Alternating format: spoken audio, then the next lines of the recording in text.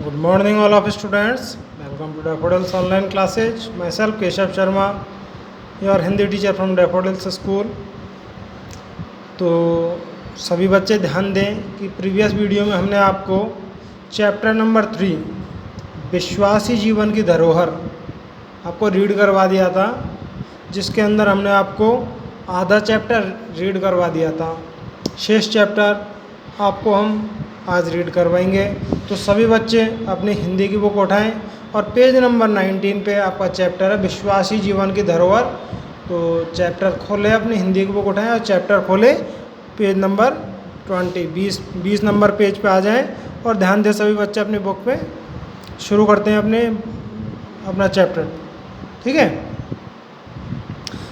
तो हमने यहाँ पे देखा था कि एक राजा था राम सिंह नाम का, जिसका एक सेनापति था विजयराज नाम का, विजयराज नामक, ठीक है। तो वह जो राम सिंह होता है उसकी मृत्यु हो जाती है एकाएक। तो वह अपने जो सेनापति था विजयराज, उसको अपने राज्य की सारा राज्यभार दे देता है, क्योंकि उसका पुत्र होता है जो देवांश, वह उसकी उम्र होती है 10 वर्ष, तो वह राज्य चलाने योग्य नहीं होता है। इस कारण विजयराज को राज्य की सारी राज्यभार दे दिया जाता है कि तुम ही इस पे अभी इसके संरक्षक हो, मतलब तुम इसके रक्षक हो, तुम इसकी रक्षा करना। और जब राजकुमार देवांश अपनी उम्र पाले, मतलब जब राजनीति करने योग्य हो जाए, तब तो उसे अपना राज्य सौंप देना, ठीक है।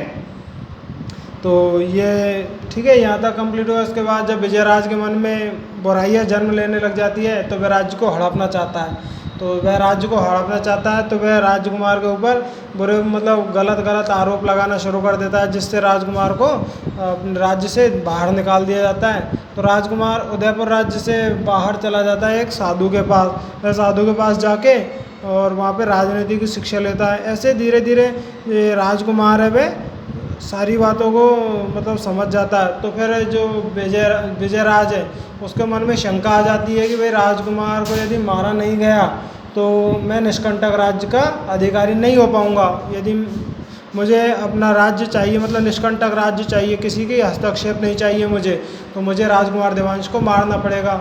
यदि नहीं मारा तो वह कभी भी आके और इस राज्य में अपना अधिकार जमा सकता है, ठीक है।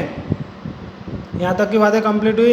इसके बाद उसने अपने एक सैनिक को भेजा था जिसका नाम था अमर सिंह। उससे बोला कि तुम राजकुमार देवांश को ढूंढो और उसका सिर काट कर मेरे सामने पेश करो।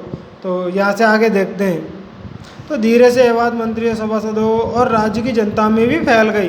सभी ने विजयराज की आलोचना की। यह बात सभी लोग जानते थे कि राजकुमार देवांश निर्दोष है, मतलब कि उसका कोई दोष नहीं है, और उस पर लगाए गए आरोप भी निराधार है, मतलब उनका कोई आधार नहीं है। सभी से विजयराज की चाल समझते थे, किंतु सही बात कहने का साहस किसी में नहीं था। अमर सिंह राजकुमार देवांश की खोज में जंगल भटकने लगा, कभी यहाँ तो कभी वहाँ। काफ़ी दिनों की भाग दौड़ के बाद अमर सिंह को सफलता मिल ही गई। तो काफ़ी दिनों तक अमर सिंह ने राजकुमार को खोजा और अंत में उसे सफलता मिल गई।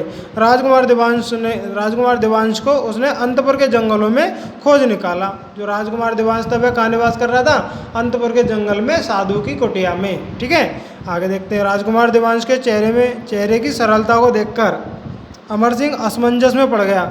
जो राजकुमार देवांश के चेहरे में सरलता थी उसको देख के अमर सिंह असमंजस में पड़ गया। उसने जैसे तैसे विजयराज का आदेश देवांश को सुनाया। तो विजयराज का जो आदेश था उसने देवांश को सुना दिया गया। तो विलंब क्यों कर रहे हो अमर सिंह? ये कौन बोला? देवांश। अपने स्वामी के आदेश का पालन करो, मैं तुम्हारे सामने खड़ा हूँ, राजकुमार देवांश ने सहज भाव में उत्तर दिया। ये बात है राजकुमार देवांश ने अमर सिंह से कही कि भाई तुम्हें जो आदेश मिला है तुम उसका पालन करो। राजकुमार का उत्तर सुनते अमर सिंह के हाथों से तलवार छूट के गिर पड़ी। तो राजकुमार देवांश ने जो उत्तर दिया कि तुम अपने स्वामी के आदेश का पालन करो, तो ये बात सुन के अमर सिंह के हाथ से तलवार छूट के गिर पड़ी। मन दुखी हो गया। वह राजकुमार से लिपट कर बोला, मैं बुरा नहीं हूँ राजकुमार, पर क्या करूँ, विजयराज का आदेश ही ऐसा है। तो अमर सिंह बोलने लगा कि राजकुमार मैं बुरा नहीं हूँ, लेकिन क्या करूँ, मतलब जो राजा है अभी विजयराज, उसका आदेश ही ऐसा है, ठीक है। यहाँ तक आपका कंप्लीट हुआ। आगे देखते हैं। इतने में वह साधु भी वहाँ आ गया। सारी बात समझने में उसे तनिक भी देर न लगी। कुछ ही देर बाद साधु भी आ गया और उसे बात समझने में टाइम भी नहीं लगा, समय भी नहीं लगा। राजकुमार उनकी शरण में था, अतः उसका हितैषी तो था ही। उसे विजयराज के नाम पर एक पत्र लिखा और अमर सिंह से उसे विजयराज को देने के लिए कहा। तो साधु ने एक विजयराज के नाम पे एक पत्र लिखा और उससे कहा, किससे? अमर सिंह से बोला कि इसे विजयराज को दे देना। ठीक है, तो अमर सिंह पत्र लेकर चला गया। दरबार में पहुंचते विजयराज ने प्रश्न किया, जो कार्य तुम्हें सौंपा था क्या तुमने उसे पूरा किया? तो विजयराज ने अमर सिंह से पूछा कि जो मैंने तुम्हें कार्य सौंपा था उसे तुमने पूरा किया? तो अमर सिंह ने स्वीकृति में धीरे से गर्दन हिलाकर उत्तर दिया, हाँ। साधु द्वारा दिया हुआ पत्र विजयराज के सम्मुख रख दिया। तो उसने जो प्रश्न किया कि मैंने जो तुम्हें कार्य दिया उसे पूरा किया, तो अमर सिंह ने उत्तर दिया कि हाँ पूरा किया, धीरे से गर्दन हिला के। और उसके बाद विजयराज के सम्मुख वो साधु के द्वारा दिया हुआ पत्र भी उसके सामने रख दिया। उसमें लिखा था कि इस पृथ्वी पर एक से बढ़कर एक दानी, पराक्रमी और न्यायप्रिय शासक आए और चले गए। यह पृथ्वी किसी के साथ नहीं गई, केवल उसके द्वारा किए गए कर्मों की गूंज ही उसके साथ गई है। तो साधु ने क्या बोला, वो साधु ने क्या लिखा उसमें पत्र में कि इस भूमि पर बड़े बड़े दानी, पराक्रमी और न्यायप्रिय शासक आए थे, ठीक है, लेकिन उनके साथ यह पृथ्वी नहीं गई, केवल उनके द्वारा किए गए कार्य की गूंज ही उनके साथ गई। ठीक है, मुझे लगता है कि पृथ्वी निश्चित रूप से तुम्हारे साथ जाएगी, पर सोचो क्या यह जाएगी? तो विजयराज से बोल रहा है, साधु के द्वारा लिखा हुआ पत्र में जो शब्द है वो कह रहे हैं कि यह पृथ्वी तो निश्चय तुम्हारे साथ जाएगी। ठीक है, पर क्या सोचो यह चले जाएगी? तो विजयराज क्या कह रहा है? विजयराज ने पत्र पढ़ा तो उसका मन आत्मग्लानि से भर उठा, मतलब शर्म से झुक गया। साधु की बातों के रहस्य के वह समझ गया। वह जोर जोर से विलाप करने लगा, मतलब रोने लगा और सिंहासन पर लुढ़क गया। वह रोते हुए सिंहासन पे लुढ़क गया, मतलब कि आराम लेट गया। होश में आने पर अमर सिंह बोला, अब मैं क्या? होश में आने पर अमर सिंह से बोला, यह मैंने क्या किया अमर सिंह? मैं अब राम सिंह की आत्मा को क्या जवाब दूंगा? तो जब विजयराज को होश आया तो अमर सिंह से क्या बोलने लगा कि अब मैं क्या करूं अमर सिंह? राम सिंह की आत्मा को क्या जवाब दूंगा? क्षणिक सुख और वैभव ने मेरे आदर्शों को मिट्टी में मिला दिया। जो क्षणिक के वैभव सुख थे, जो कि संरक्षक के रूप में उसे मिले थे, तो उसने उसके आदर्शों पे मिट्टी डाल दी। अब कौन मुझ जैसे राजभक्त पर विश्वास करेगा? अपना पूरा साहस बटोरकर अमर सिंह ने ठीक ठीक बात विजयराज को बताई तो वह खुश होकर उठा और डूबते को तिनके का सहारा मिल गया।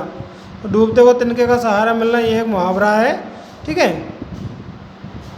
तो खुश होकर उठ गया। वह खुशी से चीखा, जाओ राजकुमार दिवांश को बुलाकर लाओ। राज सिंहासन का असली स्वामी तो वही है। राजकुमार दिवांश साधु के साथ उदयपुर आया। विजयराज ने राजकुमार को विधिवत राज सिंहासन सौंप दिया। तो जो राजकुमार दिवांश था वह साधु के साथ उदयपुर आया, तो विजयराज ने राजकुमार को विधिवत रूप से उसका सिंहासन सौंप दिया। अब विजयराज बहुत प्रसन्न था। क्यों प्रसन्न था? क्योंकि उसने अपनी स्वामी भक्ति का कार्य पूरा कर दिया कि जो राज्य राम सिंह ने उसको दिया था, उसका वो असली हकदार उसके सामने उसके राज्य पे शासन कर रहा है। तो वह विजयराज बहुत प्रसन्न था।